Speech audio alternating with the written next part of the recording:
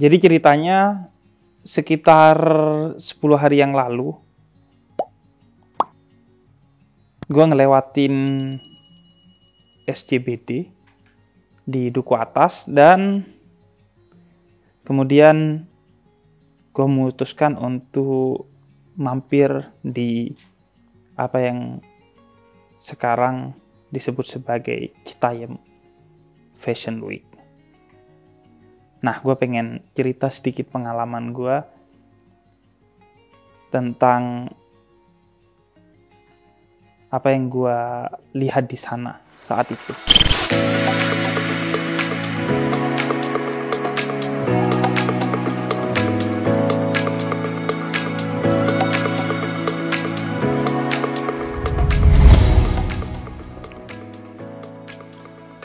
Oke. SCBD, Sudirman, Citayam, Bojonggede, dan Depok. Itu yang pertama dikenal sebelum kemudian Citayam Fashion Week. Gue lagi di Duku Atas, apa yang sekarang sedang ramai disebut SCBD, Citayam Fashion Week. Gue baru dari stasiun MRT Duku Atasnya, dan hari ini gue mau jalan-jalan di sini untuk ngobrol-ngobrol aja. Yang pertama adalah apakah mereka kenal Habib. Gue pengen mengcapture religiusitas. Jadi awalnya kan SCBD, di mana anak-anak muda dari 4 daerah itu khususnya ngumpul dan nongkrong di Duku Atas. Dan salah satu kegiatan yang kemudian dilakukan oleh mereka dan kemudian viral adalah berjalan di zebra cross, seolah-olah mereka sedang menjadi model yang berjalan di catwalk dan memamerkan fashionnya. Dan itulah yang kemudian viral sebagai Citayam Fashion Week.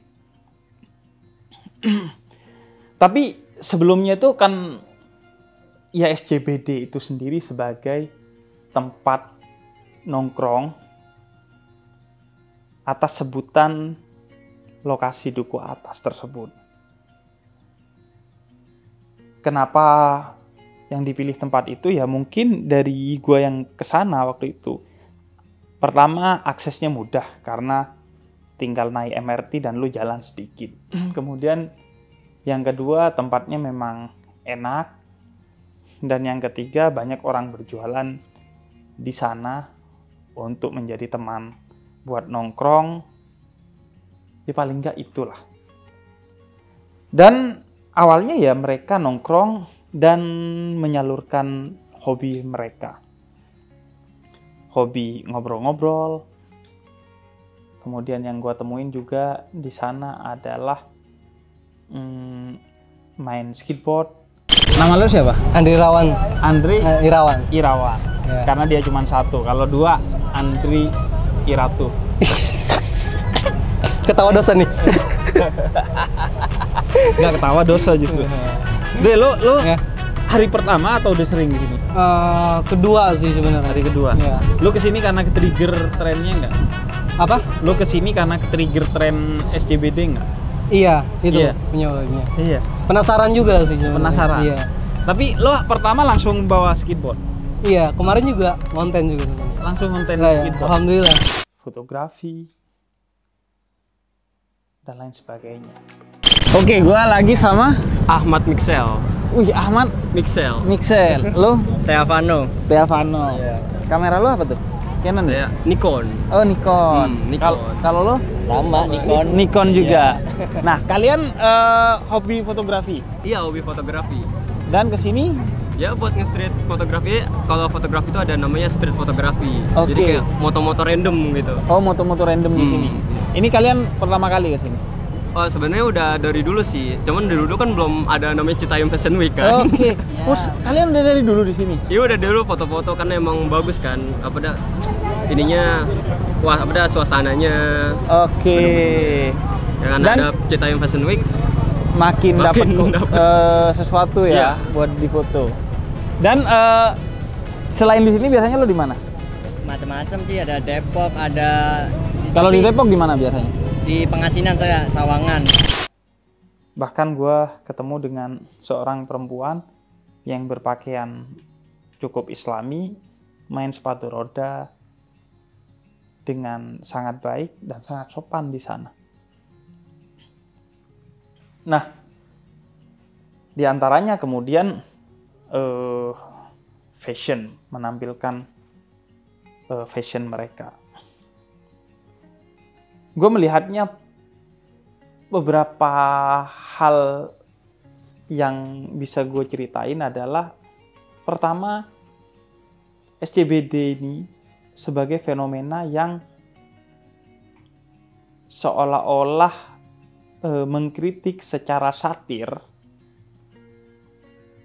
atau simpelnya nyindir orang-orang elit yang nongkrong di SCBD sana. Bahwa nongkrong dengan seru, dengan asik, itu tidak mesti mahal dan tidak mesti harus kaya, tidak mesti harus bekerja di pusat ibu kota, dan tidak mesti hanya dilakukan oleh elit anak muda. Tapi orang-orang yang secara ekonomi biasa saja,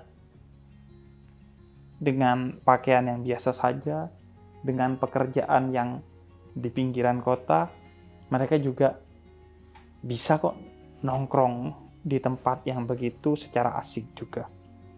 Dan itu juga mungkin bisa kita baca sebagai bentuk animo bahwa pusat ibu kota itu bukan hanya hak orang-orang yang bekerja di sana, orang-orang yang beraktivitas di sana, atau orang-orang yang bisa mengakses tempat itu dengan mobilnya dan lain sebagainya. Tapi itu juga milik kita semua. Kita juga berhak mengakses fasilitas kenyamanan yang ada di sana dengan MRT. Dan tentu itu lebih positif karena berarti kita memanfaatkan dan mengkampanyekan transportasi publik yang sifatnya massal. Nah, isinya di sana itu adalah kemudian anak-anak muda yang umurnya kira-kira masih belasan tahun lah. Maka dan mereka melenggak-lenggak di zebra cross sebagai catwalk mereka. Tentu itu salah karena zebra cross tempat menyeberang, bukan catwalk bagi mereka. Tapi di sisi lain, sebenarnya mereka sedang mengkritik secara satir orang-orang yang membangun standar-standar fashion tertentu. Seolah-olah fashion yang keren itu adalah yang mahal, yang stylenya begini, warnanya begitu, dan lain sebagainya. Yang itu identik dengan kelas elit tertentu. Maka mereka hadir dengan fashion yang biasanya murah, warna yang mencolok, gaya yang berbeda, dan mereka bangga dengan itu semua. Artinya ini kritik kepada kita yang seringkali membangun standar-standar tertentu tentang berbagai hal, bukan hanya fashion, tapi kecantikan dan ketampanan. Kemudian kekerenan, bahwa yang keren itu yang begini dan begitu. Yang cantik dan tampan itu yang fisiknya begini dan begitu. Itu semua dikritik, bahwa standar itu tidak terletak di luar diri kita, tapi di dalam diri kita. Sesuatu yang nyaman buat kita, yang merefleksikan identitas kita, berarti itu keren. Ya kayak ginilah simpelnya. Parfum yang bagus bagi mereka bukan parfum yang enak dicium orang lain, tapi utamanya adalah parfum yang menjelaskan identitas dirimu, yang menurut kamu enak maka itu yang kamu pakai. Bukan kamu ikuti standar orang lain tentang mana parfum yang enak gitu. Karena kadang kita salah. Beli parfum yang menurut kita kayak enak, nggak apa-apa asalkan menurut orang lain enak. Kan aneh. Padahal itu sebenarnya bentuk kita mengabarkan bahwa ini lo gue. Karena sejatinya ini soal krisis eksistensi. Anak-anak muda yang umurnya belasan tahun, mereka ingin menunjukkan eksistensinya dengan cara mereka sendiri. Tentu tidak sepenuhnya semuanya benar. Tapi tidak juga sepenuhnya semuanya salah. Kita nggak bisa mengeneralisir. Karena dalam filsafat itu adalah salah satu bentuk kesesatan berpikir atau fallacy dalam logik.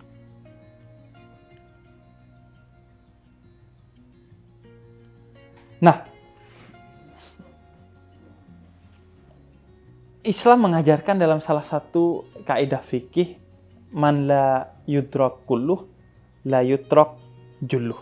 Apa yang tidak bisa kamu ambil semuanya, maka jangan kamu hilangkan semuanya. Simpelnya begini, kalau lo nemuin apel sebagian busuk, jangan kemudian ya udah dibuang semua apel itu. Lo ambil yang busuk, buang yang busuk, terus lo makan yang nggak busuk. Nah, gue sih ngelihatnya fenomena SCBD itu ya memang ada hal-hal yang salah di dalamnya, tentu kita semua tahu. Dan bukan hanya di SCBD, di tempat tongkrongan manapun, lu melihat ada sisi buruknya, ada orang-orang buruknya. Bahkan mungkin ada orang-orang yang sengaja menyusup untuk membuat kesan buruk tentang satu tongkrongan, satu hal, dan lain sebagainya. Tapi kan kita nggak bisa menghukumi buruk hanya karena sebagian itu. Nama lo siapa? Nama saya Restu, Pak. Risto. Restu. Oh, Restu. Oke. Terus lo dari mana? Dari Jaktim. Jaktim. Jaktimnya mana? Jaktimnya di Klender Lama. Oke, lo kesini sama siapa? Sama teman-teman sih, Pak. Sama teman-teman. Naik apa? Naik kereta. Oke, lo ngapain kesini ininya? Ya ngopi-ngopi sama ngerokok aja. Lo udah lama ke tempat ini? Udah sih, udah seminggu lah. Seminggu. Terus yang lo dapetin di sini ngapain aja? Iya, nongkrong sama ngopi-ngopi gitu loh. Lo ketemu teman baru nggak di sini? Ketemu, Pak. Nah, lo walaupun nongkrong, misalnya kayak tadi pas maghrib, lo tetap sholat nggak? Ya sholat sih. Di mana biasanya kalau di sini tempat sholat? Di stasiun juga ada, Pak. Ada musola ya? Ada. Sebagian itu dihukumi oleh kita. Tapi sebagian yang lain juga dihukumi dong. Yang jelek dibilang jelek. Bagaimana kemudian juga bukan hanya dihukumi jelek, tapi direhabilitasi agar menjadi baik. Karena ingat, Islam bukan hanya punya aspek hukum, tapi punya aspek akhlak. Hukum itu menghukumi dan kemudian ditindaklanjuti oleh akhlak untuk merehabilitasi. Karena kita tidak pernah diajarkan untuk membenci orang jelek, tapi membenci kejelekan. Kita tetap mencintai orang jelek. Bagaimana kemudian agar kita bisa purna dalam mencintainya, utuh dalam mencintainya, ya udah rehabilitasi agar kejelekannya pergi dari orang jelek tersebut. Dan untuk sesuatu yang positif tentu bagaimana kemudian kita mengapresiasi dan melestarikan serta kalau bisa mengembangkannya. Nah, itu yang gue lihat di SCBD. Dimana kemudian hal positif lain yang gue temuin adalah itu adalah satu ruang publik di mana anak-anak muda mengekspresikan eksistensinya. yang kalau tidak ada ruang publik semacam itu untuk mengekspresikan eksistensinya, bisa jadi kemudian mereka mengekspresikan eksistensinya di ruang-ruang yang tidak publik, yang akhirnya tidak bisa kita kontrol dengan baik. Di ruang-ruang sunyi, di gang-gang kosong, di kamar, mereka yang krisis eksistensi mengekspresikan eksistensinya di luar kontrol kita dan akhirnya melakukan hal-hal yang negatif. Atau mereka tidak terlokalisir dalam mengekspresikan eksistensinya dan buruk dalam mengekspresikan eksistensinya, seperti mereka mengekspresikan dengan knalpot brong di mana-mana. Itu kan sebenarnya krisis eksistensi aja untuk mendapat perhatian. Maka jika ada ruang publik yang melokalisir mereka untuk mengekspresikan eksistensinya, sepatutnya sih kita apresiasi dan kemudian bagaimana mengaturnya agar ruang publik itu tetap dan selalu sehat. Justru lebih mudah karena terlokalisir daripada di mana-mana. Apalagi ini ruang publik yang natural, yang belum tentu kita atau siapapun, termasuk pemerintah, bisa bikin ruang publik seperti itu. Maka ketika ada ruang publik yang tumbuh secara natural, tugas kita adalah bagaimana kemudian menjaga itu dengan baik dan mengembangkannya secara positif. Mungkin pemerintah atau kita bisa bikin taman-taman untuk menjadi ruang publik secara infrastruktur, tinggal dibangun. Tapi secara suprastruktur belum tentu. Sebagaimana kita bisa membangun bangunan masjid, tapi belum tentu bisa memakmurkan masjid dengan orang-orang yang sholat, berzikir, membaca Al-Quran, dan bersolawat di dalamnya. Jadi sayang kalau ruang publik yang sudah terbentuk secara natural itu kemudian kita judge seolah-olah semuanya di sana buruk dan apalagi kita hancurkan. Gue cuman sayang aja gitu. Dan gue sebagai orang yang sempat ke sana itu memang melihat ruang publik itu tidak hanya diisi dengan hal-hal yang negatif kok. Banyak hal-hal positif. Gue ketemu dengan fenomena-fenomena orang yang justru mendapat teman baru, mendapat kesempatan silaturahmi di sana. Misalnya 2 orang fotografer yang akhirnya saling bertemu dan mengenal di sana dan bekerja sama di sana. Lo di sini temenan, emang satu pesantren lo? Bukan Habib. Jadi bukan. kita tadi Musuhan? enggak ya. bukan. Jadi kita tadi ketemu di sana Habib di yang Fashion Walk itu tadi. Oke. Lalu kita ketemuan terus kita ngobrol-ngobrol nih. Kita ternyata sama-sama konten kreator dan kita gitu. mandiri, nggak punya instansi gitu Oh kan. gitu. Lu pernah dapat teman baru di sini? Ada. Oh iya. Banyak. Itu teman-teman saya semua. Oh iya. Yang baru kenalan kemarin. Baru kenalan Iya. lagi makan. Iya. Emang kenapa lagi makan? Yaudah kalau gitu, Evan ya. Iya. Di sana juga membuka lapangan kerja baru, banyak teman-teman Starbucks keliling dari orang-orang Madura yang akhirnya pendapatannya meningkat berkali-kali lipat karena fenomena itu. Kemudian banyak teman-teman yang di sana mendapatkan tempat untuk mengekspresikan hobinya. Selain fotografi, juga ada yang bermain skateboard dan penyaluran hobi lainnya. Dan seharusnya itu yang didorong agar bisa menguasai SCBD.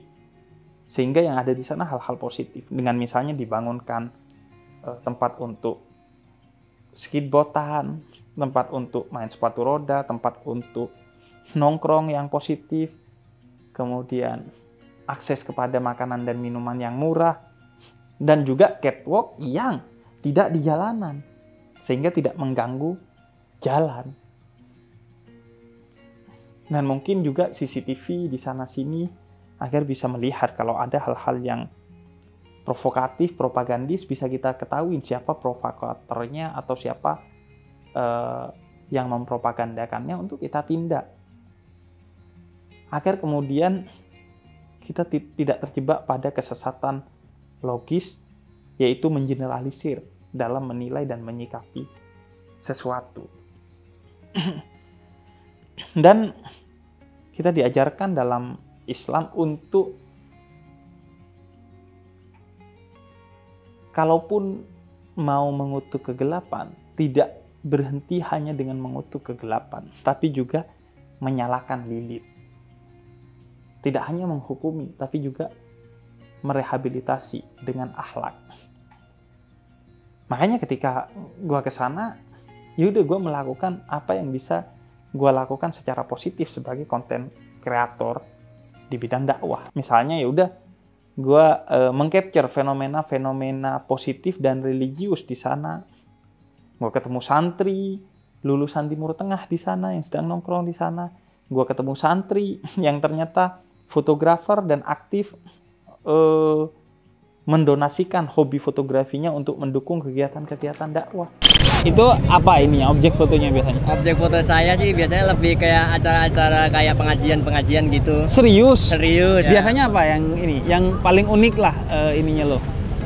Apa ya? Kita itu kayak Fotonya apa biasanya yang difoto? foto waktu mereka baru ngaji sih sebenarnya. Oh gitu. Baru ngaji-ngajinya kita foto-fotoin dan mereka akhirnya menyebarluaskan acara tersebut. Akhirnya orang tersebut tertarik, banyak yang ikut. Gitu. Oh serius banget. Iya. Lo kok bisa jadi kepengen gitu? Karena saya awalnya nih hobi foto. Saya ngelamar kerja di fotografer, desain grafis. Belum rezeki kayaknya ya, belum keterima. Gua ketemu dengan seorang yang hobi skateboardan dan bermain skateboard dengan baik. Dan ketika gua tanya, lu suka skateboard? Dia jawab iya, tapi lebih suka sama Nabi Muhammad. Lu emang suka skateboard? Suka, tapi lebih suka Rasulullah.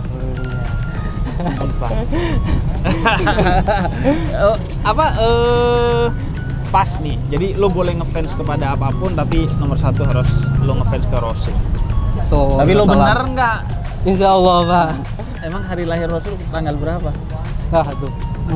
Nih, mati lo. Allah Akbar. Tahunnya. Tahun gajah. Lumayan lah. Lo dari awal emang main skateboard di sini? Iya, main skateboard. Niatnya olahraga. Dan lu suka emang skateboard? Suka. Tapi nggak jago-jago amat, cuman buat jalan-jalan aja. Buat jalan. Lu biasanya main skateboard di mana? Biasanya Depok. Oh, Depok Iya. SCBD bener. Iya. Dan lu kesini kenapa ininya? Selain tren, ya karena apa ya? Hiburan terutama. Iya, terus nggak ada kerjaan intinya. Nggak ada kerjaan. Iya, nggak ada kerjaan. Dan akhirnya ya udah. Nongkrongnya di sini. Iya. Lu bisa berapa jam di sini? Sekitar 5 jam gitu. 5 jam. Iya, kadang-kadang pulang jam 10 malam. Gue juga ketemu dengan orang-orang yang bermain musik, anak muda. Dan ketika gue datang, ternyata mereka kenal gue sebagai seorang Habib, mau mencium tangan, dan akhirnya mereka nyanyi sholawatan bareng-bareng dengan gue secara gembira.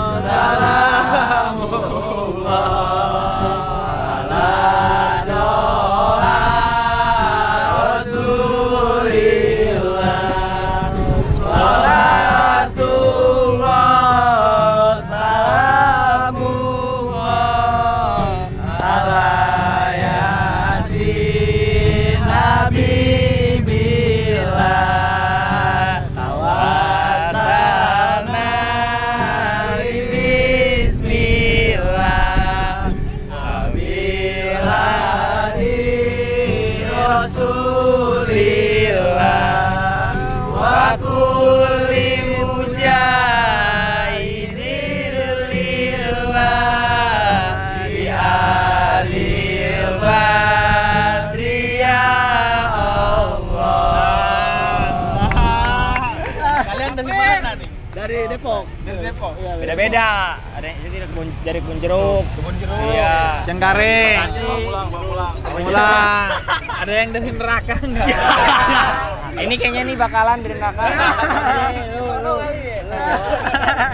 Pada ngapain?